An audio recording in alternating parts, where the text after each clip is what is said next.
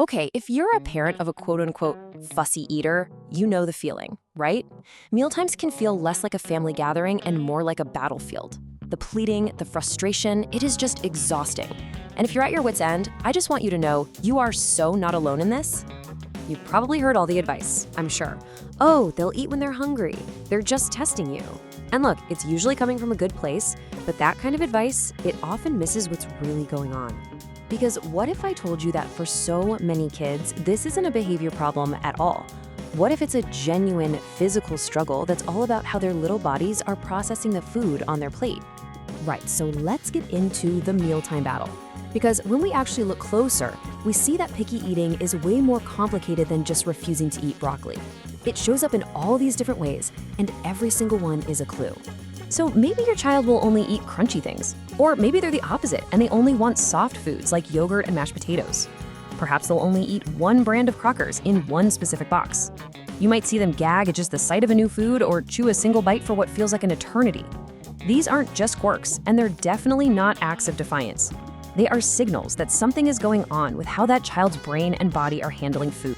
Okay, so let's talk about that world of overload and what the sensory system has to do with eating, because this is where it all starts to make sense. Eating is, hands down, one of the most sensory intense things we do all day.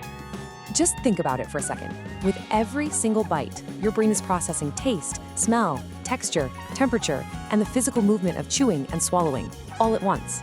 Now, for some kids, that is just way too much input. It's like their sensory volume is turned all the way up, making a totally normal food feel, well, overwhelming or even threatening. And this is fascinating. Kids can react in totally opposite ways. You might have a sensory avoider. This is the child who loves packaged foods because they are predictable. A goldfish cracker tastes and feels the exact same every single time, no surprises. But then you have the sensory seeker, who might crave super strong, spicy flavors or really loud, crunchy foods. They need more input just to help their system feel calm and organized. You know, we totally get it. When a kid doesn't like getting their hands messy with paint or sand, we look at that and we say, oh, they have a tactile sensitivity. We understand that. Well, guess what? The mouth has even more touch receptors than the hands do. It's one of the most sensitive parts of the body. So for a child with what's called oral tactile defensiveness, the texture of a raspberry with its tiny seeds might feel genuinely awful. It can be uncomfortable, even painful. And this is so important. Gagging is not for show. It's not drama. It is a powerful, involuntary protective reflex. It's their bodies screaming, whoa, this is not safe, get it out.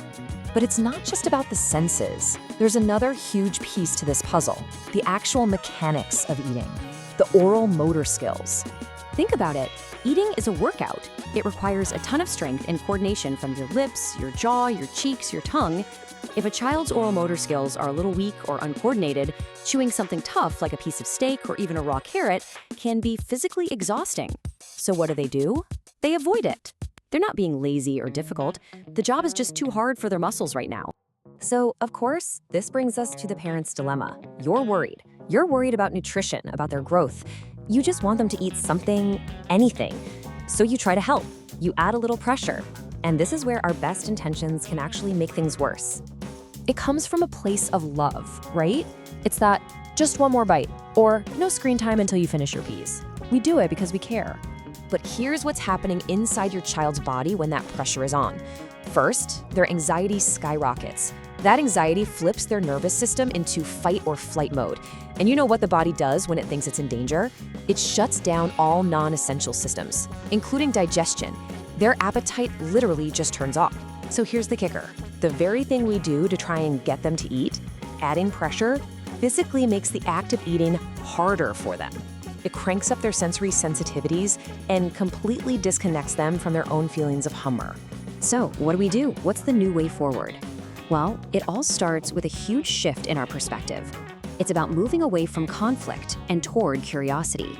And if you remember absolutely nothing else from this, please remember this right here. Fussy eating is not defiance, it is communication. Your child's behavior is giving you information. It's data. It's telling you a story about how their body is experiencing food. This means you get to stop being the food police and you can become a detective instead. You're just looking for clues and trying to understand what they're telling you without words. And I really, really need you to hear this. You are not failing as a parent, and your child is not trying to make your life hard. You're both navigating a very real, very physical challenge.